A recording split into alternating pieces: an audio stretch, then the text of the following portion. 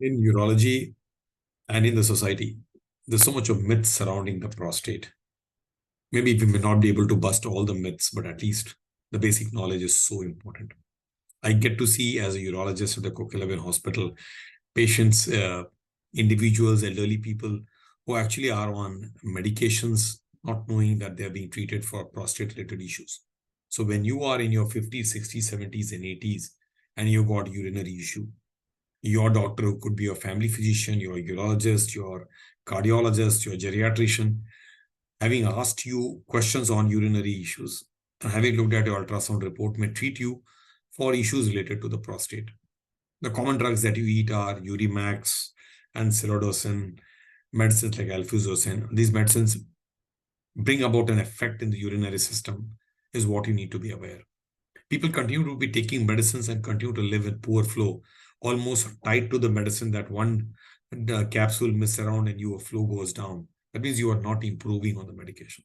So medical management of prostate-related issues is for individuals of two kinds. Number one, individuals who have got enlarged prostate which is more than 30, 40 grams on a measurement on ultrasonography, talks about a hormone-related change which happens to men, late 40s, 50s, and thereafter. Prostate, like a hormone-related organ, undergoes a change, and the change could either be increase in size of the prostate, which is a common measurement that is happening on the ultrasound across the world, and that's something which our Google-related patients look into and get confused about the size of the prostate. On the other side, prostate can bring about an occlusion to the urinary passage and blockage of the urinary passage. So treatment is only for two reasons. If you look at the prostate issues, number one, the prostate attempting to enlarge by hormone-related change in your 50s and 60s would actually make the prostate grow. The growth of the prostate is a hormone-related change. The growth can be happening externally or can be happening internally.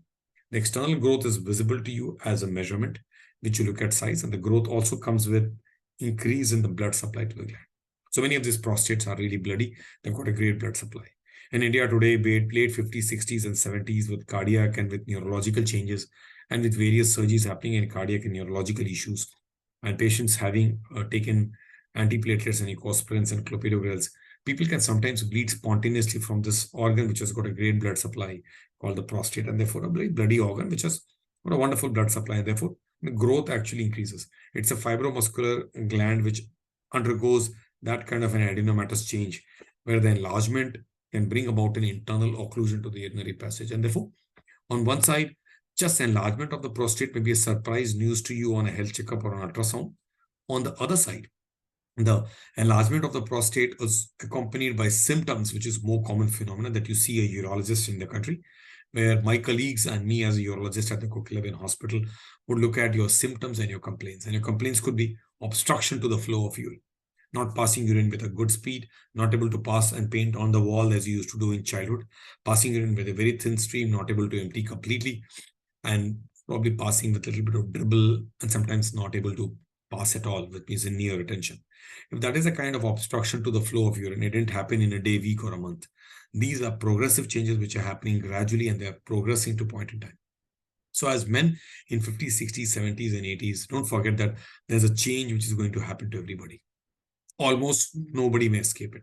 It is all about our perception and our understanding about the urinary flow, which we sometimes don't get because we are not comparing ourselves with anybody unless we are in a public toilet like a bus stand, or a public toilet like the one at the hospital or in the airport, where you are in full bladder.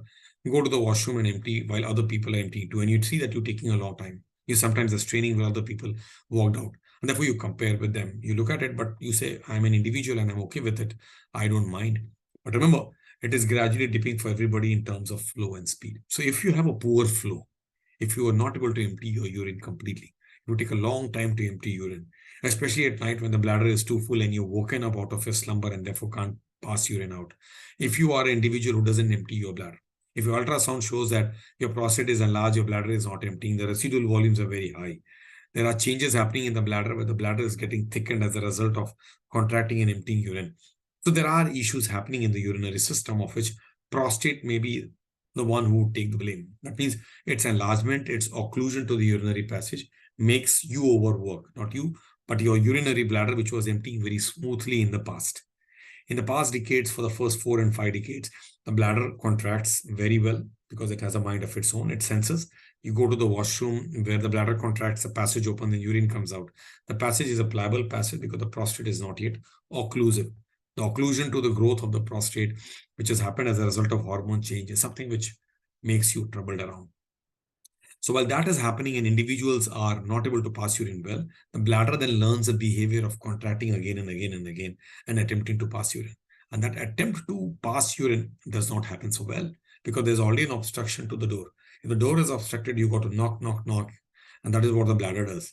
So in the end, when it has progressed too much, men come and complain ki for the last few weeks to last few months, I've got urgency, frequency, urge incontinence, leaking urine, and all that, which is irritative voiding symptoms that the bladder is grossly irritated. It's irritated because the prostate has closed down, it has slowed down, it has narrowed down, it has become a chink, and the urine doesn't empty. And all this are troublesome for a lot of individuals.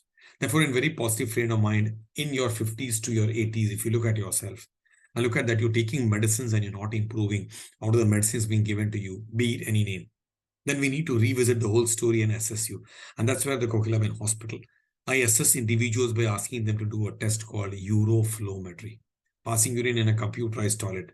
I always say that if I want to know your heart, I do an ECG and know all about your heart. Similarly, if I want to know how good are you at a urinary flow, which obviously would change gradually with passing years, the best way to look at it is probably do the service of passing urine in full bladder in a computerized toilet. And as you pass urine, the entire aspect of the way the waveform creates, the way you pass urine and how much is left over is a real-time report card of your performance. So same urinary passage, which in childhood and younger days you could paint on the wall. So be aware that when you are in your 50s to your 80s, prostate will undergo a change, and that change can bring about occlusion or blockage of urinary passage. Just taking medicines alone and waiting for things to happen may not work. You got to see your urologist. At the Coquelin Hospital, when we see these patients, we look at asking those important questions, examining and evaluating you, looking at the evaluation with the sonography. Obviously, they've done that before you come and see us. You've done a PSA test, which is a surrogate marker, which could on one side denote an inflammation and infection in the prostate. On the other side, its raise can happen because when a cancer prostate undergoes a change altogether and brings about a different direction and dimension to the growth that could discussed. And we've discussed many a times on the channel. Now, when you look at this aspect of care of treating people medically, it's important that we seek people and understand that they should bring their health to the front row seat. They should understand that prostate issues are something which impede your urinary flow. They are the ones which give you urinary infection, dysuria, burning sensation as an adult male. If all that is happening to you, urine is not coming out well, you have difficulty in passing urine, you pass with poor flow, drop straws, don't empty your bladder, get burning discomfort, and live in agony of the medicine not working or have not seen a urologist in the past and the medicines have not worked for you and you stopped and start medication. I think it's time for you to wake up. You wake up and probably treat yourself and get it sorted out by seeing your urologist in your city and your country. And therefore, this entire awareness drive is for all individuals in their 50s to 80s. If you are a male, if you're in your 50s to 80s, if you have an obstruction to the flow of urine where the flow is not so good, if you are on medication which is not giving you the relief on the prostate issues that you think are being given to you for a decade and you're still not improving, if you think that you get up multiple times at night and you still don't pass urine very well, and you've not seen a urologist for all this, apart from you having a sexual complaint, you having burning in urination, I think you need to see us. You need to see a urologist. I sit at Kokila and Dhirubhai Ambani Hospital with my colleagues, and we look at in the Department of Urology at the second floor, helping you out from Monday to Saturday, preventing you to create an emergency where you could get blocked, you could have trouble in urination, you could have things which could go beyond you completely in terms of obstruction, retention. We need to prevent all that. And therefore, on prostate health and awareness, every day is also a requirement because remember, September is a prostate health awareness month. It's more of a cancer awareness month on the prostate, but awareness goes 365 days from this very important social media platform to make people aware. People need to be aware that when a prostate has already banged and probably made you aware, it is already too late.